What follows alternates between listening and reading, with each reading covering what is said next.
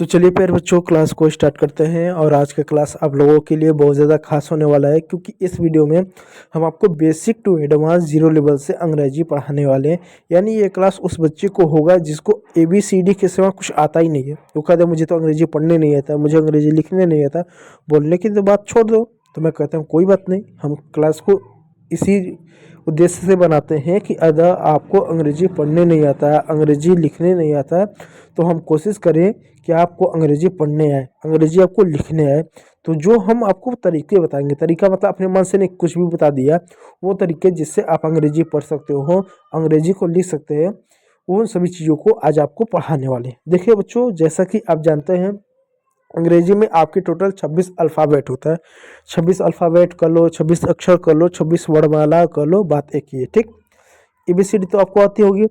इसके बाद आपको क्या करना पड़ता है कि जो अंग्रेजी में 26 होते हैं, इनको दो भागों में बांटा गया है।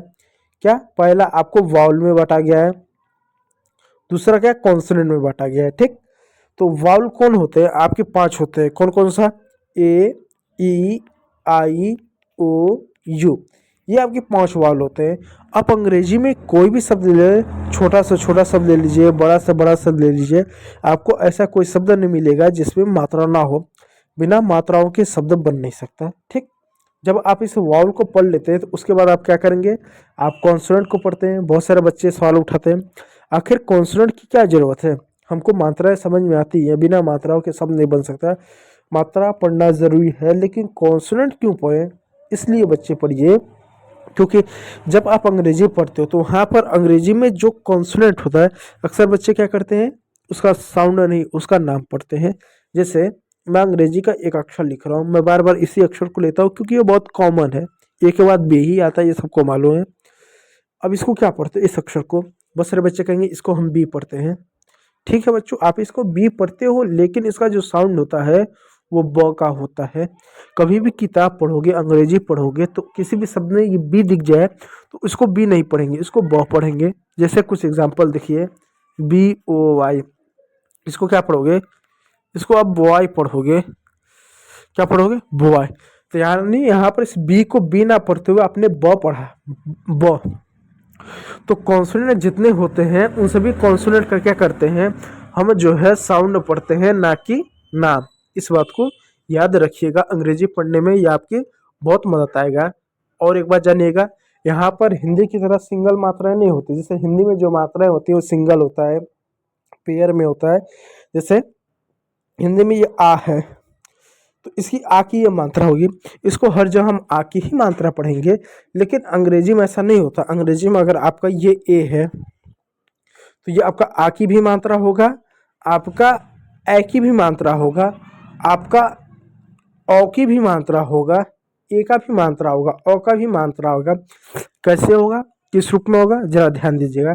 जैसे अगर मैं लिखूं CAR, कार, तो कार में इस ए को आ की मात्रा पढ़ो तभी तो कार हुआ।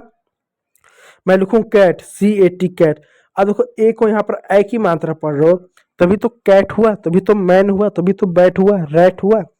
ए की मात्रा पढ़ रहे हो। अगर मैं लिखूं CALL, कॉल, कॉल भी होता है पुकारना या बुलाना।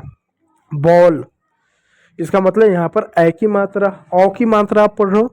तो हिंदी की तरह फिक्स नहीं है कि एक उच्चारण होगा, इसके 5 उच्चारण होता है, सिंगल मात्रा। ठीक, इस बात को याद रखिएगा। दूसरी बात याद रखिएगा कि यहाँ पर जो मात्रा होती है बच्चों, वो सिंगल के साथ साथ पेयर में भी होते हैं। पेयर वाला जो मात्रा है मैं अगले वीडियो में आपको बताऊंगा। ठीक है, चलो स्टार्ट करते हैं। देखो नियम नंबर 1 से। अब नियम क्यों? क्योंकि मैंने कहा ना, ए को अ भी पढ़ेंगे, आ भी पढ़ेंगे, ए भी पढ़ेंगे, ए भी पढ़ेंगे, अ भी पढ़ेंगे। तो आप ये कैसे जानोगे कि कब उसको अ पढ़ना है, आ पढ़ना है, ए पढ़ना है, ए पढ़ना, ओ पढ़ना? आप कब जानोगे? इसके लिए मात्रा होता है, मात्रा से ही आप जान पाओगे। देखो मात्रा क्या है।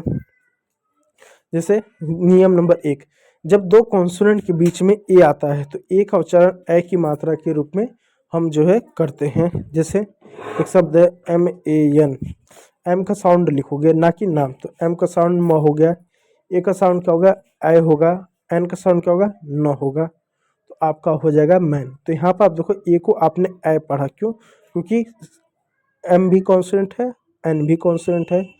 ठीक, और एम क्यों लिखा? क्योंकि उसका साउंड हो। इस प्रकार आपका हो गया मैन।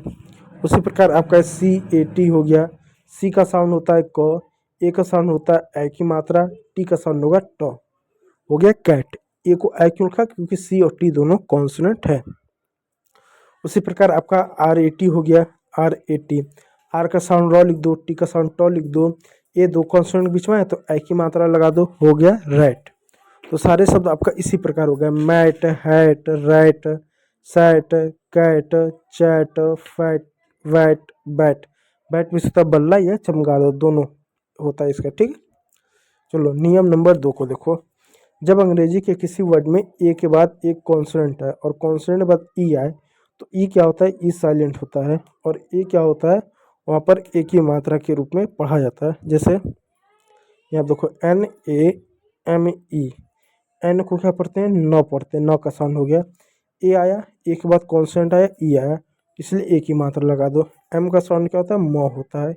ई क्या होता है? ई साइलेंट होता है, किसी भी शब्द के अंत में आता है, तो हो गया नेम। उसी प्रकार एक और शब्द है D A T E. D का साउंड क्या होगा? ड होगा। ए का साउंड क्या होगा? ए की मात्रा होगा, क्योंकि कॉन्सेंट और ई है। टी का साउंड ट लिख दो, ई साइलेंट होगा। हो गया आपका डेट। इन सभी शब्दों में देखिएगा, एट हो गया, डेट हो गया, हेट हो गया। हेट में होता है नफरत करना। उसी प्रकार बेक हो गया, लेट हो गया, स्टेट। अब स्टेट कैसे होगा इसको देखिएगा, S T A T E.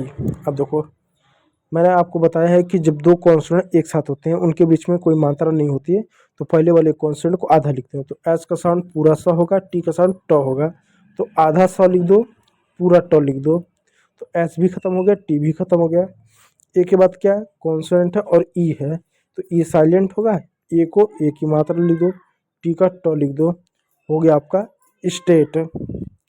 इसी प्रकार आपका फेट हो गया, रेट हो गया, मेक हो गया, आदि आपका शब्द होगा। अब देखो नियम नंबर 3, जब अंग्रेजी के किसी भी शब्द में एक बार डबल एल आए तो वहाँ पर ए को ओ की मात्रा पढ़ेंगे, ठीक। जैसे B A double L, B का साउंड लिख दो ब, एक बार डबल एल है तो औ का मात्रा कैसा होगा? ऐसा औ का मात्रा होता है ये, तो औ का मात्रा लगा दो। और डबल एल है तो एक बार एल लिखो। बच्चे यहाँ पर पूछते हैं कि यहाँ पर जो है डबल एल लाया तो आधा ल पूरा ल होना चाहिए। देखिए जब दो कॉन्सोनेंट एक जैसे होते हैं, जैसे double L, double S, double T, double M, double P, तो उनको एक ही बार लिखते हैं, ना कि दो बार, इसलिए मैंने डबल एल का एक ल लिखा। उसी प्रकार हो जाएगा आपका सी ए डबल एल, सी का क हो गया, ए का ओ की मात्रा हो गया और डबल एल का ल हो गया कॉल। उसी प्रकार एम ए डबल एल हो गया, एम का म हो गया, ए का ओ की मात्रा, डबल एल का ल हो गया मॉल। और शब्दों को देखिए यहाँ पर, जैसे टॉल, टॉल में सकता लंबा, फॉल, हॉल, स्टॉल। यहाँ पर एस टी दो कॉन्सोनेंट एक साथ है इसलिए आधा सा। स्मॉल यहाँ भी आधा सा होगा, एस एम दो कॉन्सोनेंट है, और ऑल आदि शब्द इसी प्रकार आपका होगा।